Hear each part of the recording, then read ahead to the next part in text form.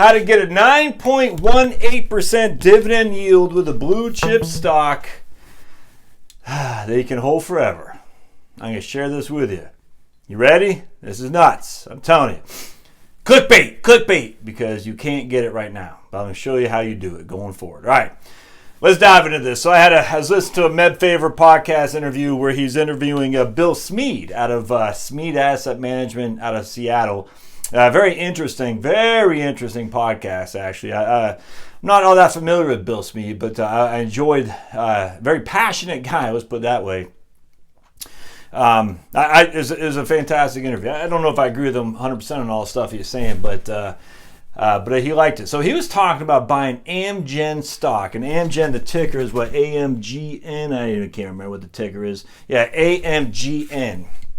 And he was saying he bought Amgen stock a while back, and it occurred to me this is a perfect example of buying and holding a stock for the long run and how it can really pay off big dividends. All right, so right now, Amgen stock has a yield of 3.01. You're getting $1.32 per share, or at least you were at the end of 2018. $1.32 per share 4 times a year. All right, so you get 1.32 times 4. That's $5.28 a yield per year as a dividend. That's the amount of money you're getting. So each share you own gives you $5.28.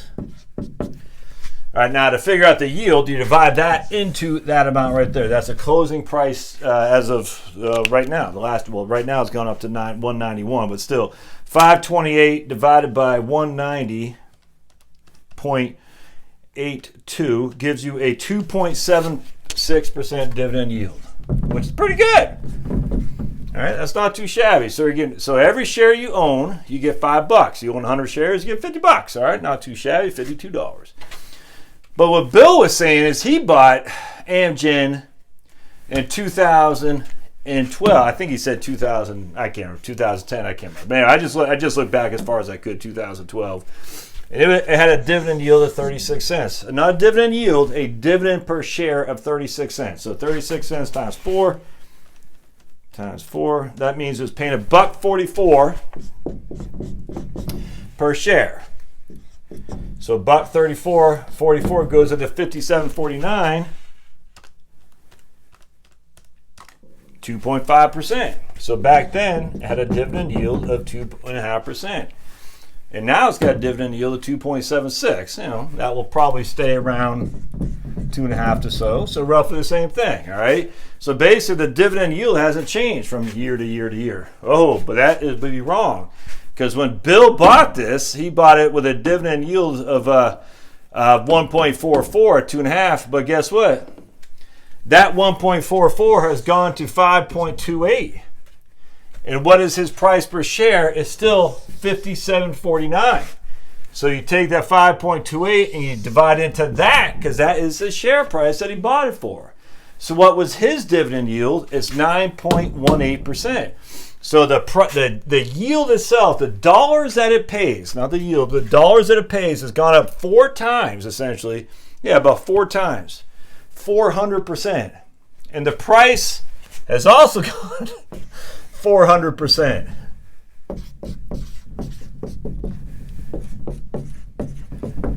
But his price per share is still $57.49 because that's what he bought it at. So every time this goes up, his yield is going up. Does that make sense? So if this goes up to 6, it doesn't change the price per share. If it goes up to $6 a share, it'd be $1.50 every quarter. His price per share is $57.49. In that case, his yield's at 10.4%. I mean, just think about it. If you bought Coca-Cola in 1960, I have no clue what it's doing. You got 25 cents a share. It's trading at $10 a share. Now Coca-Cola is trading at $50 a share. I don't know. It doesn't even matter on price appreciation, but it matters on dividend yield. You still bought it at $10 a share. Maybe it's paying $10 a dividend. I literally have no idea. Don't care. But the issue is it doesn't matter what it's trading at for you. This is irrelevant to old Bill.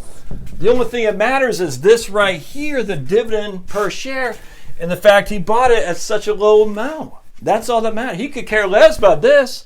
All he cares about is that, because that would reflect his dividend yield he's getting based on his share price purchase. which is, I mean, just awesome. So as every time Amgen increases its dividends, he gets a higher and higher dividend yield because his dividend yield is based on when he bought it at $57.49. That's the beauty of it. Now you go in there and say, but Josh, it's only yielding 276. Well, it's only yielding 276 for someone who's buying the shares today. But it's not yielding 276 for someone who bought the shares in 2012. It's yielding 9%. It's awesome. Dividends are wonderful. I love them. It's great. And so, I mean, just going back, if you bought Coke in 1960, your dividend yield is astronomical. I mean, I literally have no idea what it is. You could do the research. It might be kind of fun to do. You say, I bought it for freaking $5 a share when it's paying 25 cents a share as a dividend. Now it's paying $5 a dividend, and it's trading at 25 bucks a share. The price it's trading at right now is irrelevant, completely irrelevant. It only matters what you bought it at. Now, for Amgen, to give an example, I'm not saying buy this. It's got a PE ratio of 15. So it's a low PE ratio with a moderately high dividend yield, comparatively speaking, to other companies at the S&P 500. Look, I don't know if it's a buy or not. I frankly don't know, don't care, don't know anything about it. As pharmaceutical companies, I'm always suspicious of them, but at the end of the day, it is trading at a low PE ratio with a good dividend yield, even regardless of what Bill Smead bought it at. Now, the problem with pharmaceuticals, there's extra risk in there. You know, Bernie Sanders and whatnot. Hell, Trump, man, he's on an anti-pharmaceutical thing as well, too. And frankly, I don't have necessarily a qualm with that.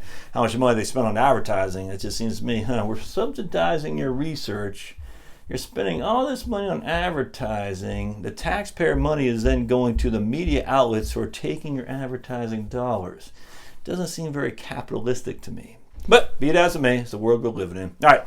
Hope this helps, my friends. That's how you get a 9.1% dividend yield on a stock that right now only has a yield of 2.76. See ya.